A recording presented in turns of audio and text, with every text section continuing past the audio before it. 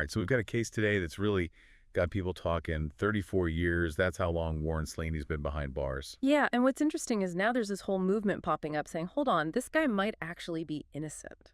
Exactly. So we're doing a deep dive into this YouTube video. Outside Cicero Ye Warren Slaney campaign is Bang on Cicero Birmingham. It's from a channel called Yammy B TV, and it takes us right to a rally right outside the CCRC. That's the Criminal Cases Review Commission, by the way. I had to look that one up myself. Oh, me too. But anyway, you can just feel the energy in this video. Everyone there is totally convinced of Slaney's innocence. Totally. It's not just about legal stuff. It's like this emotional plea, you know? Yeah, you see the supporters, you hear the chants, and then Yammy B, the host, starts talking about Slaney's mom, how she's sick, and his son, he's hardly known. Really tugs at the heartstrings. No kidding. And they weave that in with these key points about the case. Like, get this, there's a witness who actually took back what she said the authorities basically pressured her. Wait, seriously? They told her what, to just go along with it or something? Basically, said something like, don't worry about it, can you believe that? That's unbelievable. How's that even allowed? Right. Makes you wonder, and it gets even crazier. They bring up this whole other thing. Someone came forward and admitted to planting the murder weapon. You're kidding. Are we talking about the same case here? This is wild. They claim this person said Slaney wasn't even involved. Hold on. They're saying he was somewhere else entirely when this all went down. That's what they're suggesting, yeah. Saying he was at some party nowhere near the crime scene. It's like something out of a movie or something. Who is this person who confessed? The video doesn't really say, just kind of throws it out there. But they also get into Slaney's background a bit. He was a boxer, right? Oh, yeah, I read something about that. And they make a point of saying, look, this guy had a hand injury. He wasn't into weapons, you know, painting this picture of him. Like he wouldn't hurt a fly, right? Exactly. And then, to top it all off, they bring up how he won't talk to anyone at the prison, won't do any of those rehab programs. But he's sticking to his guns, saying he's innocent. Right. It's like he's saying, I'm not admitting to something I didn't do, even if it means staying locked up.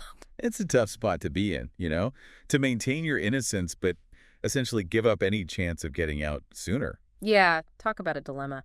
But it makes you wonder, what's the truth here? I mean, we've got this video saying one thing, but there had to be something that led to his conviction, right? Right. We can't forget that part of the story. We need to look at the other side, the prosecution's case, the evidence they presented. Exactly. What convinced a jury to find him guilty in the first place? And this whole thing about the witness changing her story, that's huge. It really is. Now, we've seen cases where witness testimony can be unreliable, sometimes even coerced. Like that case with the Central Park Five. Exactly. I'm not saying that's what happened here, but it does make you stop and think, if someone's admitting they lied on the stand, it kind of throws everything else into question, you know? Exactly. And then you add in that supposed confession about the murder weapon. That's the part that really gets me. If it's true, someone went to a lot of trouble to frame this guy. It definitely raises more questions than answers. Who is this person? Why confess now? And did the police even look into it? Right. It's like, did they even try to find out if Slaney really was at that party? So much we don't know. And that's the thing with this video. It throws out these big claims, but doesn't really give us the full story. It's like they're dropping breadcrumbs, but we don't know where the trail leads. Okay, but what about Slaney refusing to talk or participate in anything in prison? What do we make of that? Well, that's a common thing we see with these wrongful conviction claims. They'd rather stay silent, maintain the innocent, even if it means more time. Like a point of principle for them. Exactly. They're holding on to that hope that the truth will come out somehow. But at the same time, it's hard not to think, man, if you just admitted to something, anything, you might be able to get out sooner. It's a gamble for sure, and not one everyone's willing to take. And the video, of course, uses that to their advantage. Right, like, look how committed he is to proving his innocence. But then they bring up these other guys who did get released, like Luke Holtz. Yeah, they're basically saying, hey, look at this inconsistency. This is proof the system is messed up. It's like they're pointing out a double standard. Some people walk free, while others are stuck inside, maybe for something they didn't even do. It makes you think about how things have changed. What flew back then might not fly now. Oh, for sure. And speaking of things that makes you go, what about that whole thing with the C defendant? Another mystery. Right. This person supposedly made a deal for a lighter sentence. It's like, was Slaney just a pawn in all of this? It's very possible. Someone had a motive, but who and why? That's what we need to figure out.